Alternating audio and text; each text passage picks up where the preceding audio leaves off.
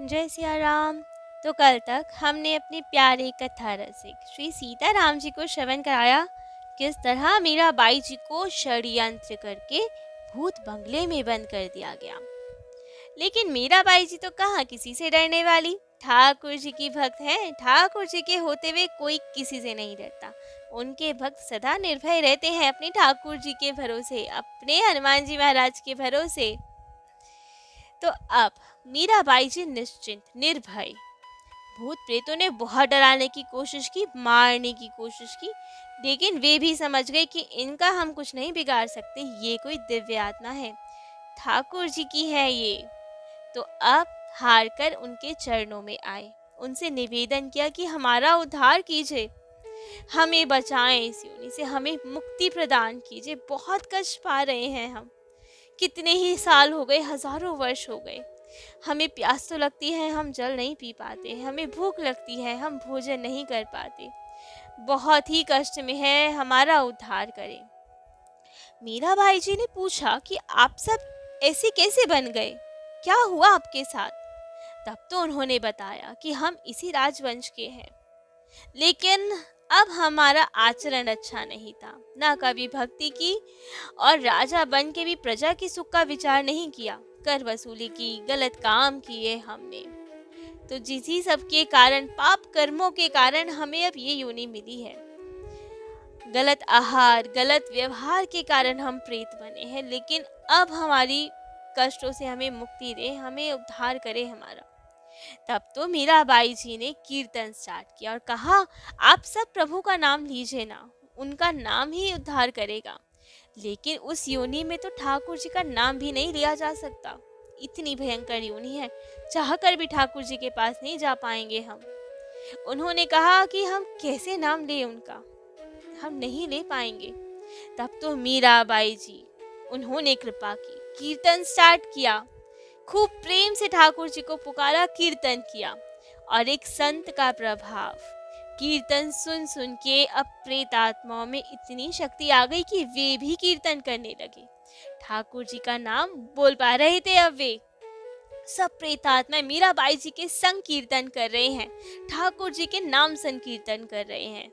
और देखते ही देखते कीर्तन करते करते अनंत कीर्तन चला। 3 दिन हो गए कीर्तन करते हुए, खूब आनंद से। मीराबाई जी तो अपनी प्रेम समाधि में मग्न कीर्तन कर रही हैं, और देखते ही देखते सब प्रेत आत्माओं का उद्धार होता जा रहा है, सब ठाकुर जी के पार्षद बन के जाते जा रहे हैं। और यहाँ मीराबाई जी अब आनंद मगन अपनी समाधिस्थ योग मुद्रा में बैठी कीर्तन कर रही हैं, नाम स्मरण कर रही हैं। परंतु मीराबाई जी की ये स्थिति है, और वहां उनकी सखियां, उनकी दासियां, चंपा जी, केसर जी, मृदुला जी, सब बहुत चिंतित कि हमारी कुंवरी सा कहाँ गई, हमारी मीराबाई कहाँ गई। बहुत रो रही हैं, उनके महल में तो बहुत विलाप छा रहा है। सब जगह प्रतीक्षा करिए कि कहाँ गई, कहाँ ढूंढे मीराबाई जी को। तब तो बाहर बहुत रुदन सुन के राणा सांगा के समय के एक सामंत वे जा रहे थे वहां से। उन्होंने देखा कि मीराबाई जी के महल में इतना रुदन क्यों है, उनकी दासियां इतना क्यों रो रही हैं। उनका नाम था सुलुम्बर रावत। जाके पूछा कि आप इतना क्यों रो रही हैं, क्या यहाँ पे चित्तौड़ में कोई कष्ट है आपको। तब तो चंपा दासी ने कहा, नहीं, कष्ट तो नहीं है, परंतु हमारी बाईसा 3 दिन से गायब है, हमें बहुत चिंता है उनकी। अरे, बहू रानी 3 दिन से गायब है, आपने बताया नहीं। क्या बताएं, किसको बताएं, कोई है नहीं हमारे साथ। आपकी ही राजमाता हांडी रानी उन्हें ले गई थी भूत बंगले 3 दिन पहले, तब से हमारी बाईसा नहीं आई है। हमें शक है कि उन्होंने उन्हें वहीं बंद कर दिया है, लेकिन कोई हमारा साथ नहीं देता। हमारी रानी को कैसे ढूंढे हम, मीरा बाईसा को कैसे ढूंढे। तब तो उन्हें बहुत खराब लगा कि ये क्या हो रहा है हमारे घर की बहू रानी के साथ। आए राज दरबार में। राणा विक्रम ने तो सब दरबार बदल दिए थे, लेकिन ये बहुत पुराने सामंत थे, इनको कैसे बदले। इन्होंने विरोध किया और कहा, हे राणा विक्रम, आपकी घर की बहू, आपकी भाभी सा गायब है 3 दिन से, आपको पता नहीं। राणा विक्रम ने कहा, नहीं नहीं, हमें तो पता नहीं। तब तो उन्होंने और डांटा और कहा, जब अपने घर का ही नहीं पता तो प्रजा को क्या संभालेंगे आप? राणा विक्रम ने कहा कि ये कैसे बात कर रहे हैं, हम राजा हैं आपके। लेकिन सामंत ने कहा, हम भी बहुत पुराने सामंत हैं, हमारे खून पसीने से ये राज्य खड़ा हुआ है। ऐसे ही नहीं हमें बागडोर मिली है यहाँ की, अपना खून पसीना अपने सर की बलि दे के हम यहाँ पे हैं, सिर के मूल मिला है हमें सर। तो आप हमसे ऐसे नहीं बात कर सकते। तब तो राणा विक्रम को समझ में आया कि इनसे पार नहीं पाया जा सकता, यदि इन्होंने विरोध कर दिया तो बहुत मुश्किल हो जाएगी। तब तो सामंत ने बताया कि हमें पता चला है राजमाता ही ले गई थी बहुरानी को भूत महल, तो उन्हें उसे पूछा जाए कि कहाँ है अब मीराबाई सा। राणा विक्रम ने कहा, वे तो आ गई थी और अपने अकेले गई थी, हमें नहीं पता कहाँ है। सामंत ने कहा, आप हमें चाबी दें भूत बंगले की, हम स्वयं ढूंढने जाएंगे। बहुत मना किया राणा विक्रम ने, लेकिन चली नहीं, उनकी चाबी देनी पड़ी। रात्रि को तो किसी की हिम्मत नहीं होती थी वहां जाने की, परंतु अभी सुबह थी। सूर्य के प्रकाश में हिम्मत जुटाई सामंत और सैनिक सब गए भूत बंगले। खोला गया भूत बंगला और देखा तो क्या, पहली बार उन सामंत को मीराबाई सा के दर्शन हो रहे थे, क्योंकि महलों की रानी ऐसे सबके समक्ष तो नहीं आती ना। तो देखा सामने इतना दिव्य प्रकाश निकल रहा है। मीराबाई जी योग मुद्रा में बैठी है, श्री कृष्ण शरणम मम इसी मंत्र का जप रही है, खूब आंखों से प्रेम अश्रु बह रहे हैं, धूल दूसरित हो रही है, क्योंकि महल तो कितने समय से बंद था, शरीर पे जाले लगे हुए हैं, क्योंकि जब वहां प्रवेश किया तो पूरे में जाले ही थे, अब गई तो उन पे भी आ गए, लेकिन चेहरे पे दिव्यता, मंत्र जप हो रहा है, नाम सुमिरन, ठाकुर जी की याद हो रही है। तब तो सब देख के नतमस्तक, घुटने टेक कर दंडवत प्रणाम किया सामंतों ने, सबने।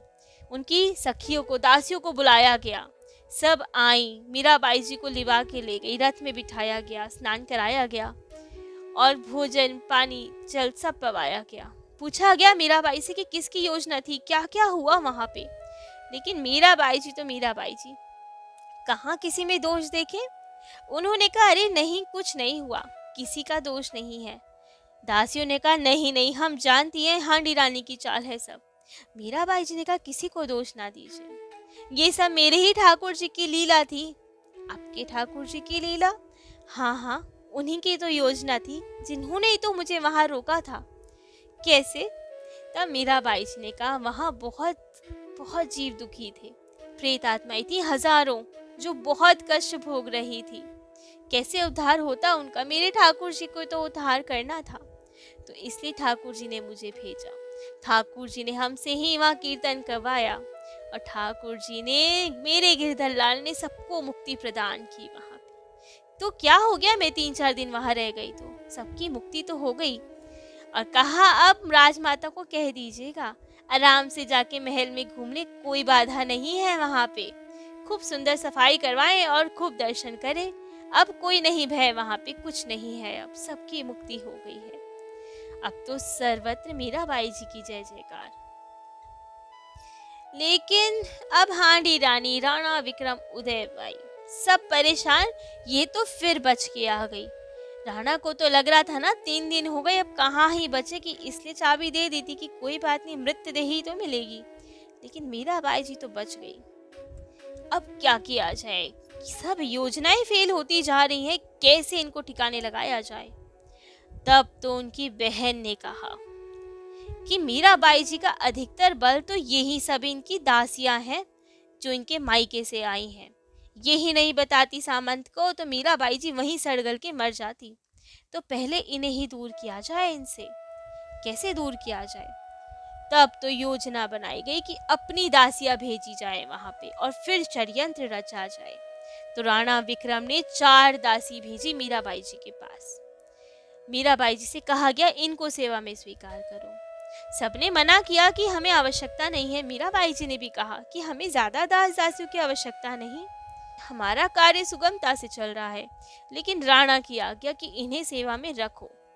अब चंपा जी बहुत सावधान कि यहाँ भी कोई षड्यंत्र होगा तो कभी रसोई में नहीं जाने देती उन दासियों को कि कहीं जहर ना मिला दे। केवल बाहरी सेवा देती, बर्तन साफ करो या फिर झाड़ू बुहारी की, कपड़े धोने की, इस तरह की सेवा देती। लेकिन वो दासियां भी बहुत चालाक। धीरे धीरे उन्होंने मीराबाई जी की दास दासियों को मारना स्टार्ट किया। एक पुजारी जी आते थे, गदाधर जी, जो मीराबाई जी को कथा सुनाते थे, मेरता के ही थे। सबसे पहले अचानक उनकी मृत्यु हुई इन्हीं दासियों के द्वारा। किसी को समझ नहीं आया कैसे हुई, लेकिन सबको लगा पता नहीं अचानक कैसे मृत्यु हो गई। फिर तो इनके ड्यूटीवान पहरेदार जो थे वो भी मेरता के थे, उनकी मृत्यु हुई अचानक। तब भी बहुत आश्चर्य हुआ। एक दिन इनकी धाई मां मिथुला, उनको कुछ रोग लग गया। अचानक ऐसा हुआ कि वे तो पूरे दिन नहाती ही रहती, गीले वस्त्र पहनती। मीराबाई जी पूछती कि आपको क्या हो गया है, इतना क्यों स्नान करती हैं, गीले वस्त्र क्यों पहनती हैं? तब तो उन्होंने कहा कि मैं क्या बताऊं भाई साहब, मेरे शरीर में बहुत जलन हो रही है आजकल, इसलिए बार बार नहाती हूँ कि शरीर की जलन तो कम हो, बर्दाश्त नहीं हो पा रही अब। तब तो वैद्य जी को बुलाया गया कि क्या रोग हुआ है ये जो इतना नहाती है, गीले वस्त्र पहनती है जिससे जलन कम हो, इतनी क्यों जलन है? तो वैद्य ने बताया नाड़ी देखकर कि इनके उदर में, पेट में तो पारा चला गया है। पारा? पारा कैसे जा सकता है? जरूर इन दासियों ने ही कुछ किया होगा, कुछ भोजन में मिला दिया जो पेट में पारा चला गया, जिसके कारण शरीर में असहाय जलन। अब तो कुछ उपचार भी करते लेकिन बचने की संभावना नहीं, शरीर में फफूले पड़ गए। बहुत अंतिम समय जैसा आ गया। मीराबाई जी गोद में सिर लिखे बैठी है उनका, कह रही हैं कि आप ठाकुर जी का सुमिरन करो, उनकी ध्यान करो। वे कहती है कि बाई साहब हमने ठाकुर जी का कभी ध्यान नहीं किया, हमने तो केवल आपकी सेवा की है, ठाकुर जी की सेवा मान के। मीराबाई जी की भी आंखों में अश्रु कि आप अब उनका ध्यान करो, लेकिन उनके शरीर में इतनी जलन कि ठाकुर जी का ध्यान ही ना बने। वो कहती है बाई साहब कैसे ध्यान करूं, शरीर में बहुत जलन है। तो मीराबाई साहब उनके सर पे हाथ फेरे, उन्हें ठाकुर जी की याद दिलाए, द्वारिकाधीश की याद दिलाए, वही सब स्मृतियां कराएं कि किस तरह हम दर्शन करने जाते हैं, क्या क्या कभी पद गाएं, कभी उनके रूप का बखान करें, कान में नाम सुनाए उनका। ये है फायदा भक्त के सानिध्य का। अंतिम समय में भक्त कान में नाम सुना रहा है, वरना आजकल के लोग अंतिम समय में भी इधर उधर की बातों में लगे, बचाने की कोशिश करें, कुछ भी करें। लेकिन जब पता है अंतिम समय है तो कोई तो हो ना जो ठाकुर जी का नाम सुनाए, रज लगाए उनकी देह में, तुलसी दल चरणामृत दे। तो यही मीराबाई जी ने किया, कान में ठाकुर जी का नाम सुना रही है, ठाकुर जी की स्मृति करा रही है, कोई संसारिक बातें नहीं कर रही है। उनका ध्यान करो, उनका रूप दिखाओ, उनकी कथा सुनाओ, उनका नाम सुनाया कान में। ऐसे दिव्य दिव्य अनुभव सुना रही उन्हें, ठाकुर जी का दिव्य रूप सुना रही उन्हें। और मिथिला जी का भी अब ध्यान ठाकुर जी की ओर लगता जा रहा, शरीर के जलन की आभास नहीं हो रहा। ये होती है भक्त कृपा, कि भक्त की कितनी कृपा होती है कि ठाकुर जी की ओर ध्यान चला गया तो अब स्वयं भी तो ठाकुर जी की ओर ही जाएगा जीव। यही उनका उद्देश्य। मीराबाई जी को तो बाद में ठाकुर जी की प्राप्ति हुई, जब वो 66 साल की थी, तब वे ठाकुर जी के पास प्रत्यक्ष गई गोलोक। लेकिन मिथिला जी तो पहले ही दिव्य द्वारिका में गई। अब उनका शरीर शांत हुआ तो वे सखी स्वरूप में, कंचन सखी के स्वरूप में द्वारिका जी गई, ऐसा शास्त्रों में लिखा है। जब मीराबाई जी सशरीर ठाकुर जी में प्रविष्ट हुई ना, तब ये कंचन सखी ही आई थी उन्हें लेने दिव्य द्वारिका में। मीराबाई जी ने पूछा कि आप देखी हुई लग रही हैं, पहचान नहीं पा रही हैं। तब मिथिला जी ने बताया कि हम आपकी वही दाई माँ हैं जिन्हें आपने ये स्वरूप प्रदान किया था लास्ट में नाम सुनाकर ठाकुर जी का। तो ऐसी है भक्त कृपा जो ठाकुर जी की प्राप्ति करवा दे। जबकि मीराबाई जी की ये दासी कभी ठाकुर जी का इतना भजन नहीं करती थी, भक्त की सेवा करती थी, मीराबाई जी की सेवा करती थी, हर तरह से उनका ध्यान रखती थी, जिससे ठाकुर जी इतने रीझ गए कि अपने धाम में उन्हें स्थान दिया, सखी स्वरूप में स्थान दिया। और मीराबाई जी की गोद में हरि नाम सुनते सुनते मिथिला जी का शरीर शांत हुआ था, इसलिए ठाकुर जी की प्राप्ति हुई थी उन्हें। तो ये कितना ज़रूरी है, ठाकुर जी का सुमिरन करना हर वक्त। कब अंतिम समय हो नहीं कह सकते, कोई हो पास में ना हो ये नहीं कह सकते जो हमें राम जी का, ठाकुर जी का नाम सुनाए।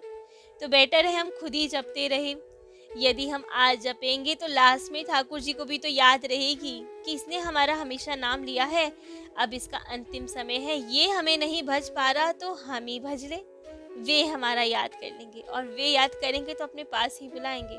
हनुमान जी महाराज को भेज देंगे, वरना वे कि जाओ। जैसे कि हमने एक कथा में और सुना था ना कि हनुमान जी आते हैं उनका संस्कार करने भक्त का। तो ऐसे ही सतत नाम सुमिरन करो, नाम जपना बहुत इम्पोर्टेंट है। ऐसे ही मीराबाई जी कान में हरि नाम सुनाते सुनाते अपनी दासी मिथिला जी को विदा किया, संसार में ठाकुर जी के पास भेजा।